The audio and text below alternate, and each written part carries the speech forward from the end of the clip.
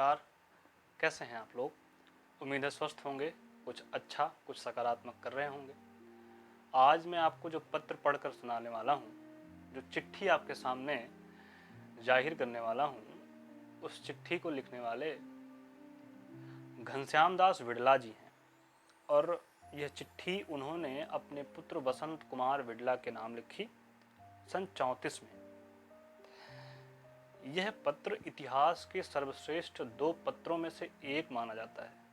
पहला तो आप जानते ही होंगे, यानी वो जो अब्राहम लिंकन ने अपने बेटे के शिक्षक के नाम लिखी थी, और दूसरी ये। तो और भूमिका न बनाते हुए आइए आपको इस पत्र से जोड़ता हूँ। चिरंजीव वसंत, यह जो लिखता हूँ उसे बड़े होकर और बूढ़े होकर भी पढ़ना।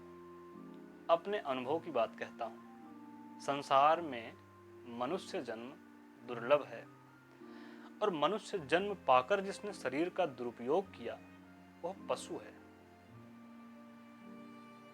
तुम्हारे पास धन है, तंदुरुस्ती है, अच्छे साधन हैं, उनको सेवा के लिए उपयोग किया तब तो साधन सफल है, अन्यथा वे शैतान के औजार हैं। तुम इन बातों को ध्यान में रखना। धन का मौज शौक में कभी उपयोग न करना। ऐसा नहीं कि धन सदा ही रहेगा ही, इसीलिए जितने दिन पास में है उसका उपयोग सेवा के लिए करो। अपने ऊपर कम से कम खर्च करो, बाकी जन कल्याण और दुखियों का दुख दूर करने में व्यय करो। धन शक्ति है, इस शक्ति के नशे में किसी के साथ अन्याय हो जाना संभव है। इसका ध्यान रखो कि अपने धन के उपयोग से किसी का अन्याय न हो। अपनी संतान के लिए भी यही उपदेश छोड़कर जाओ। यदि बच्चे मौज शौक ऐश आराम वाले होंगे तो पाप करेंगे और हमारे व्यापार को चौपट करेंगे। ऐसे नालायकों को धन कभी न देना। उनके हाथ में जाए उससे पहले ही जन कल्याण के किसी काम में लगा देना या गरीबों में बांट देना। तुम उसे अपने मन के अंधेपन से, संतान के मोह में, स्वार्थ के लिए उपयोग नहीं कर सकते। हम भाइयों ने अपार मेहनत से व्यापार को बढ़ाया है, तो यह समझकर कि वे लोग धन का सदुपयोग करेंगे, भगवान को कभी न भूलना। वो अच्छी बुद्धि देता है। इंद्रियों पर काबू रखना, वरना यह तुम्हें डुबो देगी।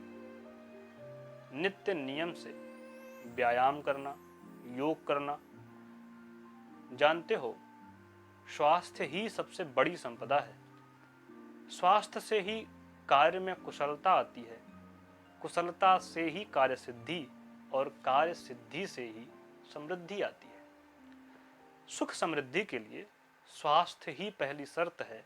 मैंने देखा है कि स्वास्थ्य संपदा से रहित होने पर करोड़ों अरबों के स्वामी भी कैसे दीनहीन बनकर रह जाते हैं। स्वास्थ्य के अभाव में सुख साधनों का कोई मूल्य नहीं है। इस संपदा की रक्षा हर उपाय से करना।